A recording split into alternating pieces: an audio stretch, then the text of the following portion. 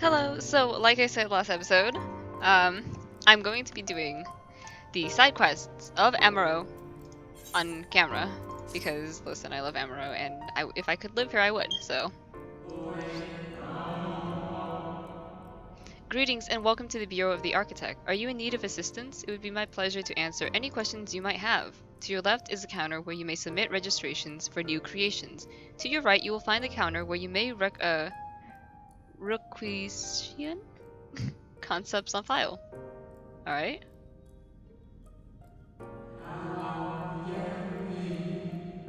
Hmm. Am I correct in assuming you are not familiar with the services we provide? I see. A more detailed explanation is in order then. You understand that by harnessing the powers of creation, we can give physical form to all manner of concepts, yes? Yeah, that much I get.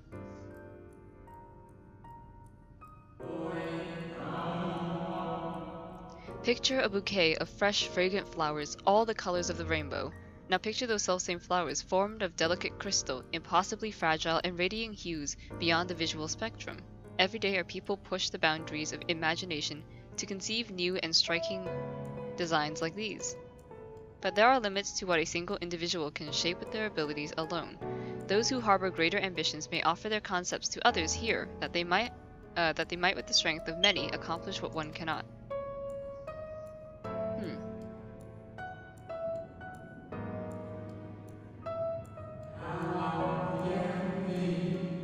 Not all concepts are approved for wider distribution, of course. Dangerous, subversive creations pose a risk to everyone, and so it is only after a comprehensive evaluation, after a concept is judged to further the greater good, that we permit it to be shared with the community.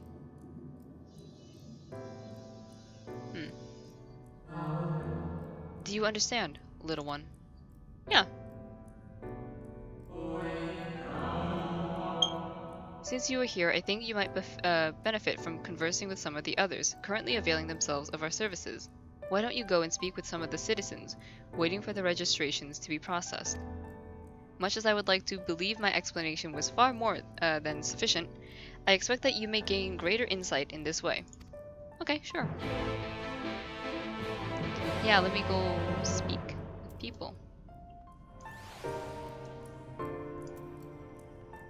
What do you have to say? Oh, I hope someone hasn't registered it already. Hmm. Kindly Emertine. Ah! Ah! Oops. Hello, hello, little one. So rare it is to see one of your size roaming about here. Come to learn about the Bureau, are we? That is so cute. I'm here today to register a new creature. Boneless and with semi-translucent skin, it drifts through the air like a dancer on a summer breeze, its tentacles trailing behind. It utilizes gas bladders to propel itself from place to place, you see. I'll admit it's not one of the most elegant of designs. I'd not shed a tear if it were rejected, quite frankly, but what can I say? I take pleasure in conceiving unorthodox designs. A beginner like you shouldn't take after me, though. If you're looking to pick up a few tips, you should probably ask someone else. Uh, is that my number they just called? If you'll excuse me. Aw, bye-bye. Okay. Passionate, Emma Tareen.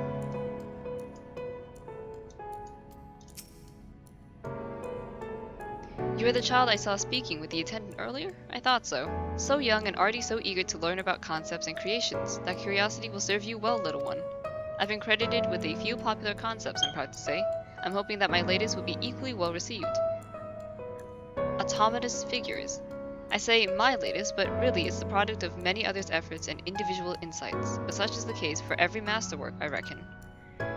Autonomy notwithstanding, these creations know no fear. They are wholly devoid of emotion, and will, without hesitation or resistance, engage in any dangerous activity, even if death is assured. There's a beauty in that, I think, and I hope the officials do so as well. I tell you, there's nothing more nerve-wracking and thrilling than the waiting period before you receive the result. I love it and hate it in equal measure.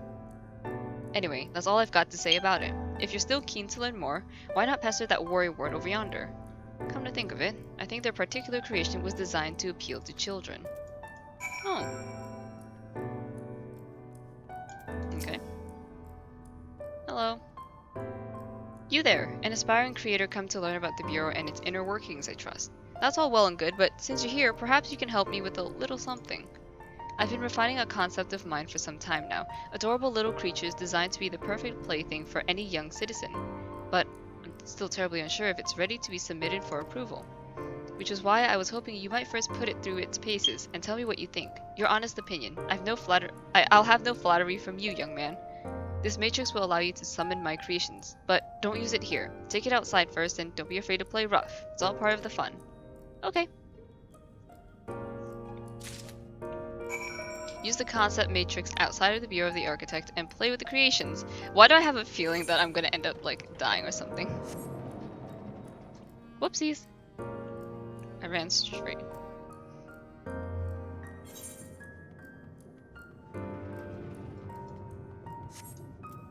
Alright.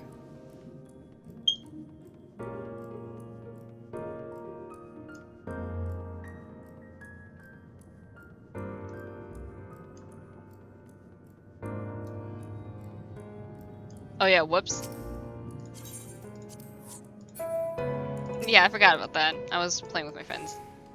But yeah, okay. Let us use the concept matrix and see what pops up. Friend, playing with a friend. Oh boy.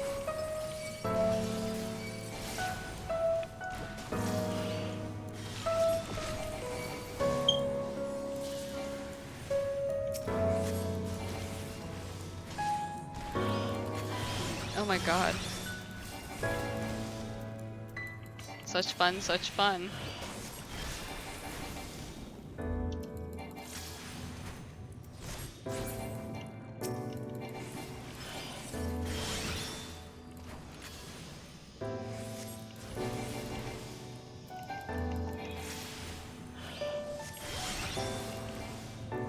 There we go. Bye-bye. Awesome.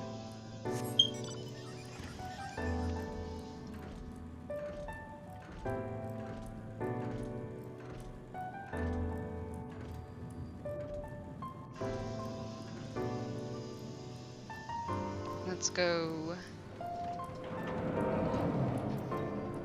talk with them. Oh, that was interesting. How did you find my lovelies? Were they delightful and engaging as I hoped? Tell me everything, spare no details. I say, they sprouted nonsensical phrases and attacked you like mad beasts? How distressing, and not at all what I had intended. My sincerest apologies to you, little one, for the unpleasant experience. Still, from these experiences do we grow stronger and wiser. I look forward to the day when you will try your hand at creation too. Aww.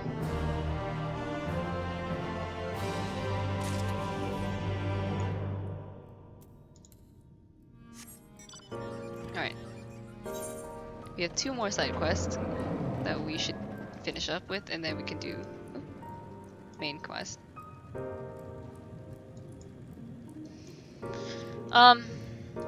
Yeah, for the final dungeon, final boss, my friends really want to do it with me, so you will hear them.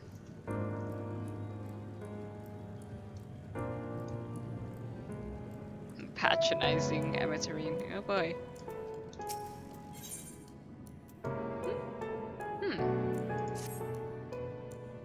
I must say, little one, those garments you're wearing, they are your own original concepts, I take it? Clearly they must be, given their rather singular flamboyance. I would never dream of stifling a fledgling creative's creativity, but to parade about in your cultivated individuality is hardly praiseworthy. An Amateurine of character shares their creations with the community. They do not hoard them for their use alone. To delight in disparity is a mark of the morally deficient. Disparity engenders feelings of want and resentment, which degrade the bonds of fellowship. Thus do we encourage creators to share and share alike, else we risk kindling the embers of covetousness and violence that never smolder in the hearts of all. Therefore I must implore you, little one, to cast aside your original trappings and don the communal robes, that you might acquit yourself as an equal among many. In doing so, you will be afforded greater respect and autonomy. Worry not, for this will be a simple affair. I recall seeing a gentle soul outside the Hall of Rhetoric carrying robes perfectly suited for one of your diminutive stature. I am sure they will be glad to share their wealth with you. But do hurry, little one. The eyes of the collective are ever watching and weighing your worth. What? Huh? Okay, buddy. I'll go do that, I guess. Hmm.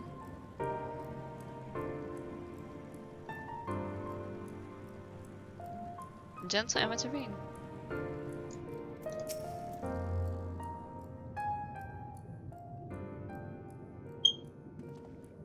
Aww. Oh, aren't we looking rather smart this evening? What can I do for you, little one?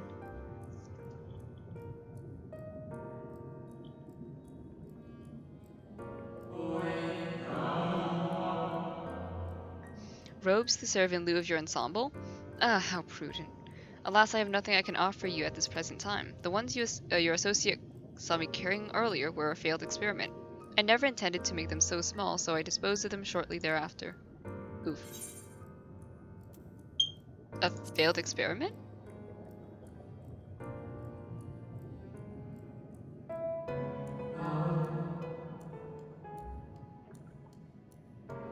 By your bemused expression, I gather you find it odd that your elders can fail in so simple an application of creation magics.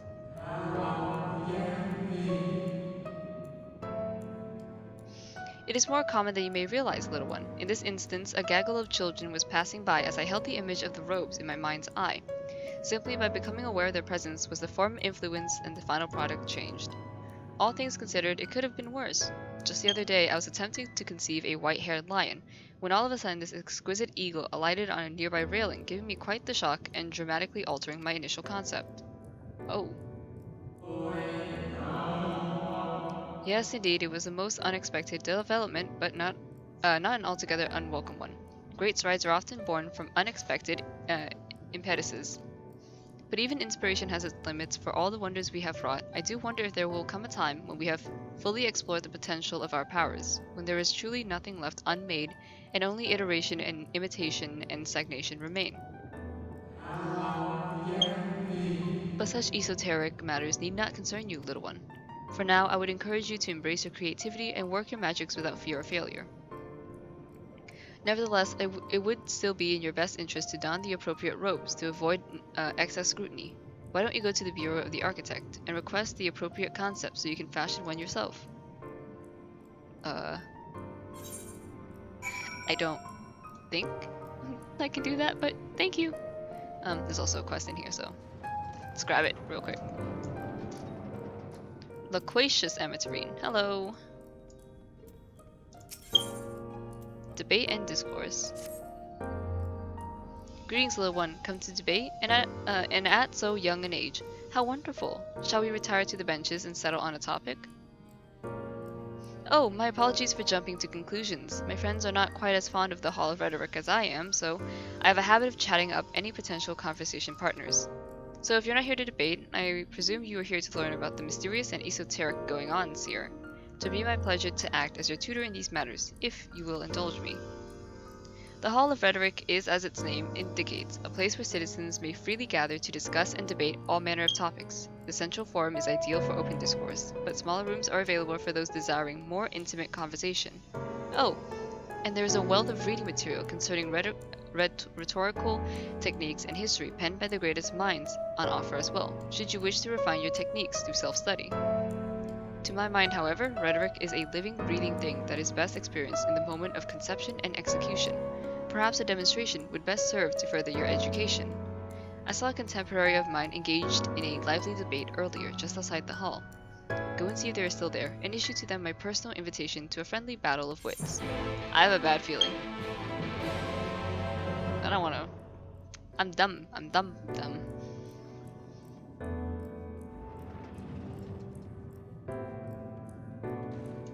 Oh, there they are.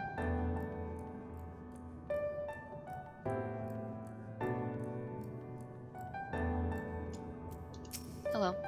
But that's precisely my point, that their obsession with the so-called mandate to approve only the most beneficial concepts for wider distribution, never mind the ridiculous subjectivity of their criteria, has led the Bureau of the Architect astray from its original purpose.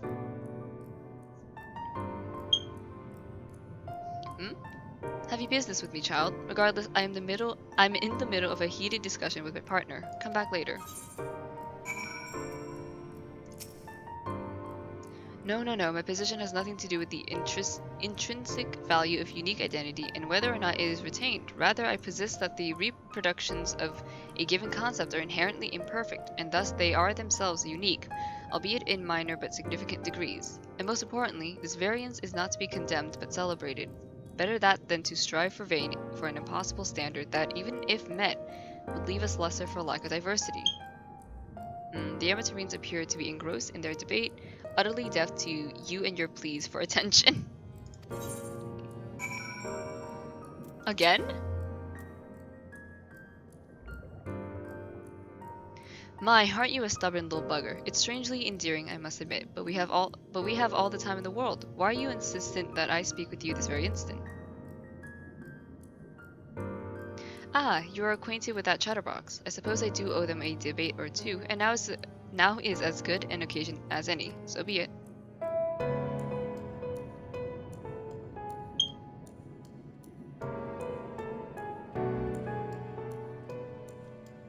Hmm.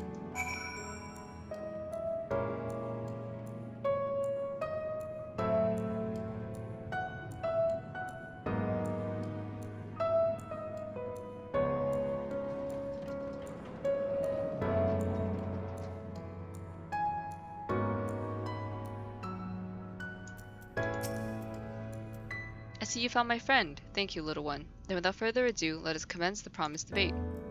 Hmm?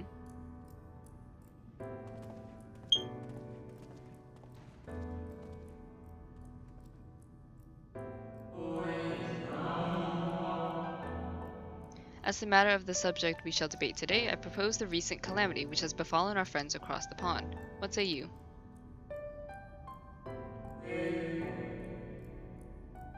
The singular point of contention is, of course, whether or not Amaro should intervene on their behalf. I believe we should. The scale of the disaster which threatens the distant metropolis is of a scale heretofore unseen, and so equally considerable resources must be committed to counteracting its effects.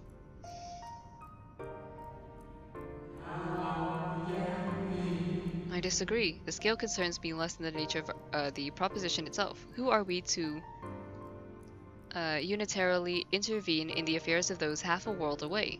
Are we to be the saviors of one and all? Such arrogance may well lead to our own downfall.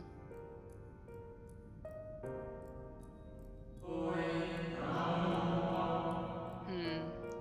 While I understand your concerns from a philosophical standpoint, I fear you are too quick to dismiss practical considerations out of a desire to maintain an unassailable moral authority.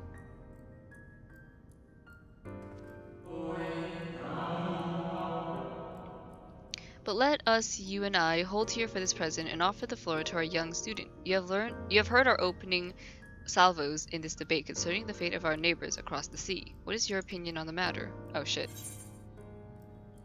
Hmm. Let's see, we cannot save everyone. Sometimes it is all we can to save ourselves, or to ignore the plight of those one might conceivably save is not wisdom, it is indolence. Honestly, yeah, to ignore the plight of those, because that's just who I am. But yeah, I can understand. Indeed, indeed, the same can be said regardless of one's opinion on the morality of intervention. There is a clear and undeniable benefit to Amaro in using the situation as a test bed for our newest creations, that we might develop and refine our defenses against a potential threat to our own fair city.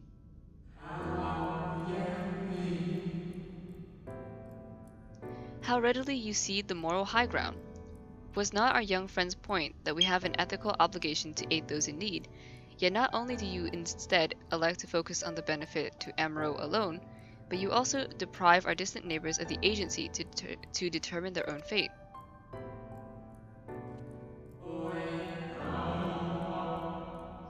You misunderstand me. What benefits Amaro benefits all creation, I firmly believe, for the knowledge and wisdom we stand to gain from the intervention can then be shared with others, empowering everyone to more effectively surmount similar trials in the future. Um, um, hmm.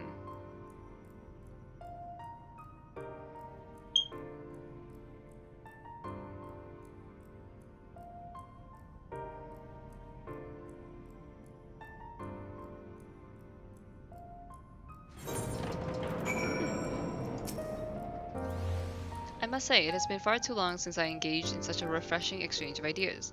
My colleague was equally delighted by the opportunity, you may be assured. Some decry it as little more than academic exercise after all. After all, we failed to reach a meaningful consensus. But I dare say they missed the forest for the trees.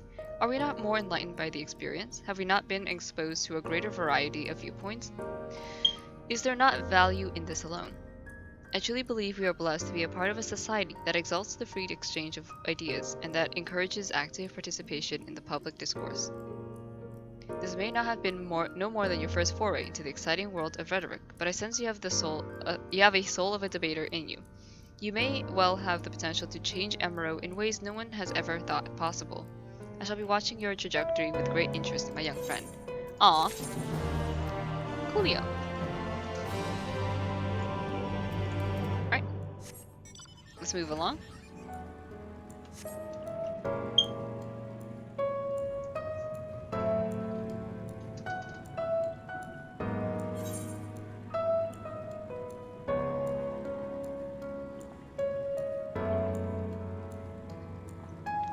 Ooh, that's some good Coca-Cola.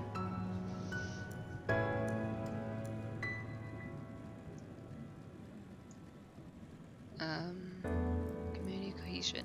Okay.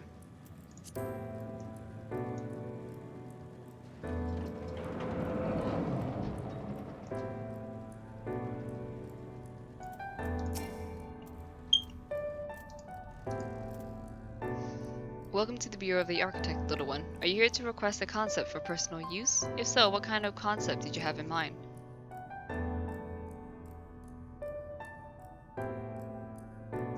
Ah, communal robes. They'll but take a moment to prepare. But before I fill your request, I should caution you.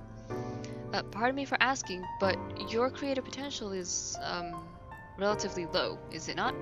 We are trained to assess these things, and I fear you do not possess the ability to express this concept in physical form. It's almost as though you completely lack it, though that can't possibly be. But regardless of the reason, you needn't worry. We have special tools that may be used to address this very eventuality.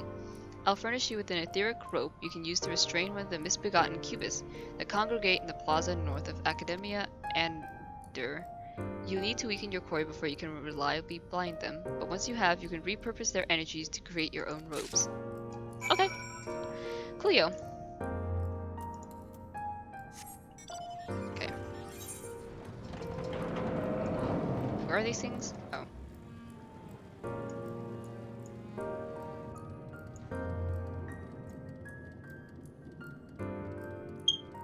Wait. Okay, that's the capital. Where's the Academia thing? The Swallowed Spire. Propos. Yeah, wait, where's Academia? Oh well.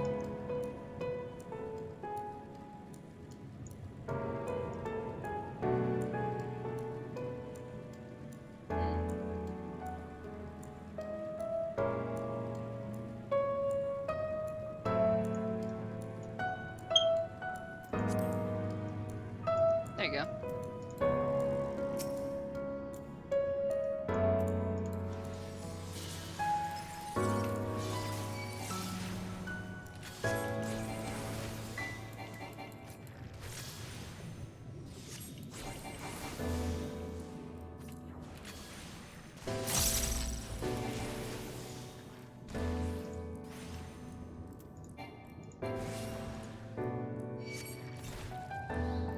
There you go.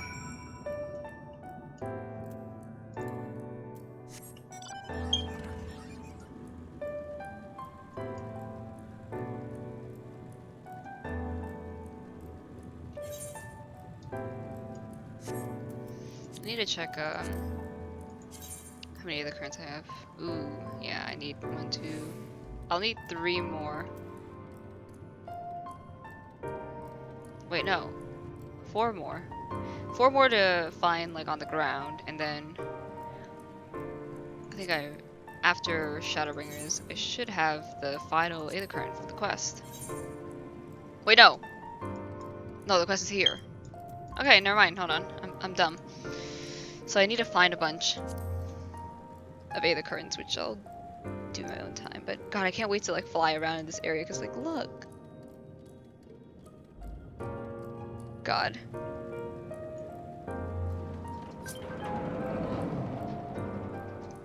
What the f- Oh my God, what is this? Oh my God, did my friends send me something? I'm gonna cry.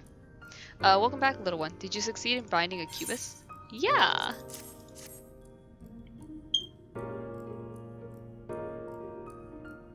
You have done well, little one. Allow me to siphon its energies and prepare the matrix for you. It should only take a moment. Here you are, a creation matrix that you may use to generate your own robes. Thank you. The concept is inscribed upon the crystal, which has been infused with the aether of the beast you brought me. What? Why are you looking at me as though you do not know how to channel the powers of creation? It is as natural as breathing. Even a newborn babe has the instinct. Even if your potential is lacking as one of our people, you must surely know what to do.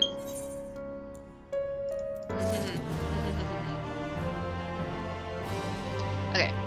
Well, that's that. It's time to continue on with... Oh god, main story. Let's do it. Alright. Alright. I'll actually continue this quest in the next episode because this episode is just going to be Emerald side quests. So, I will see you all in the next episode when we finally hit the final quest and finish with the Shadowbringers story, for now at least. So I will see you in the next episode. Take care, be safe.